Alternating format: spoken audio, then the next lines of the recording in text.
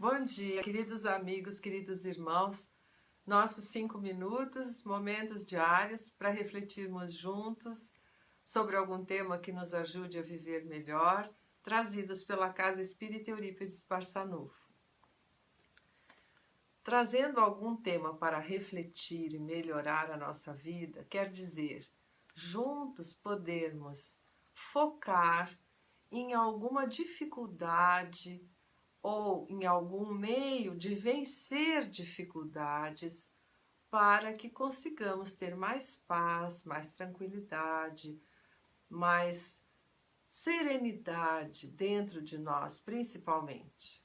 Porque quando estamos estruturados em equilíbrio, nós conseguimos nos relacionar com os nossos semelhantes de uma maneira saudável.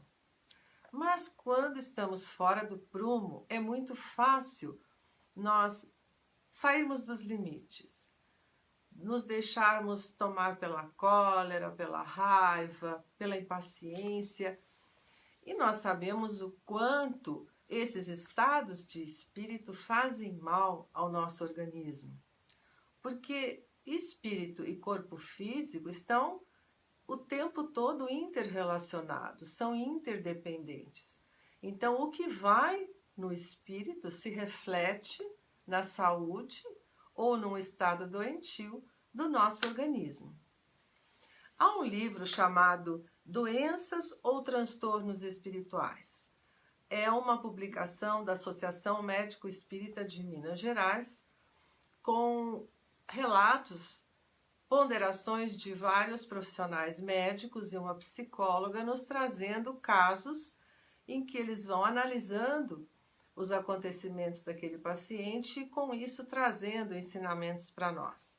E ao final de cada um desses relatos, o Divaldo Pereira Franco comenta o que foi abordado por esses profissionais de saúde.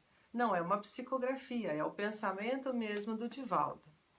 E ele nos diz a certa altura sobre a somatização, que então as vibrações doentias vão desajustando esses equipamentos nas neurotransmissões e nas glândulas endócrinas, encarregadas de levar os hormônios aos diferentes departamentos do corpo. Quando essa energia do espírito interrompe-se ou apresenta-se de maneira reduzida, o organismo experimenta deficiência, abrindo espaço às manifestações das doenças físicas. Mais adiante ele vai dizer, há alguns anos, 2 grandes físicos quânticos estabeleceram que à medida que geram pensamentos saudáveis, os neurônios produzem moléculas que seriam consideradas como fótons, que absorvidas pelo sistema nervoso central e decodificadas pelo sistema endócrino, irão ajudar na defesa das agressões externas da vida microscópica. Da mesma forma, quando se cultiva o pessimismo, quando se tem pensamento deletério, de perturbação e de ódio, esses neurônios produzem moléculas semelhantes aos elétrons que, agressivas, irão desarticular o sistema nervoso central, que perderá o contato de controle com o endócrino e, naturalmente, o equipamento imunológico perderá suas defesas, permitindo que se instalem as enfermidades. Esses 2 físicos quânticos a que ele se refere são os doutores David Bohm e Stuart Wolff. São físicos quânticos. Então, o que Divaldo está aqui falando é que o nosso pensamento, os nossos sentimentos, quando são positivos, de ânimo, de coragem, saudáveis, vão proteger o nosso organismo porque permitem um funcionamento equilibrado do sistema endócrino. E quando estamos com raiva, pessimistas, angustiados e alimentamos esse estado, vão se abrir brechas, porque interrompe-se o equilíbrio com o sistema endócrino, e então nós vamos ficar com uma imunidade baixa, como nós dizemos. Então é importante que a gente esteja sempre vigilante em relação a esses pensamentos e emoções quando começam a tomar conta de nós. Tem um outro comentário que eu acho bem interessante no livro Cura Espiritual da Ansiedade, do Dr. Alírio de Cerqueira Filho, em que ele nos traz técnicas para nós exercitarmos essa vigilância. Há algum tempo eu mencionei uma técnica em que ele nos ensina, através da sigla PARDA, percepção, aceitação, reflexão, decisão e ação em relação ao controle dessas emoções negativas. E ele, na aplicação desse método, vai dizer que nós precisamos, então, transmutar esses sentimentos, essas emoções que nos prejudicam a saúde. E ele fala que é preciso a transmutação desses sentimentos. Então, que a pessoa com muita irritação, raiva, mágoa de um ente querido deverá afirmar: um estado de irritação, raiva e mágoa está tentando tomar conta de mim, mas eu sou muito mais que este estado. É uma conversa da gente com a gente mesmo, reconhecendo que aquele sentimento está crescendo, mas que nós sabemos que somos muito mais e melhor do que aquilo. E ele prossegue. A pessoa então dirá: eu sou serena, calma, tranquila, harmonizada. Eu consigo perdoar.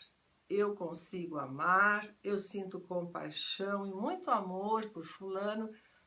Parece uma coisa um tanto repetitiva, mas é assim que nós vamos conversando conosco mesmo, mudando esse estado de ânimo. E ele vai dizer mais adiante que é comum nessa hora aparecer uma armadilha, um outro lado nosso, o nosso ego, os nossos sentimentos egoístas, estabelecerem um diálogo de conflito. E vai então aparecer aquele pensamento: não, eu não sou nada serena, calma, tranquila ou harmonizada. Está com raiva mesmo e deve colocar essa raiva para fora. Não amo mais aquela pessoa e assim por diante. Mas devemos superar esse nosso ego que fica brigando com o nosso ser essencial e persistirmos para que consigamos dominar, superar e transmutar aqueles sentimentos negativos. E então ele fala também, outro cuidado importante é evitar utilizar frases com ideias de futuro, como por exemplo, eu vou ficar calmo, eu vou ficar alegre, porque dentro de um ponto de vista transcendente, todos vamos nos transformar um dia. Mas é preciso começar essa transformação agora. Por isso é importante usar o verbo no presente.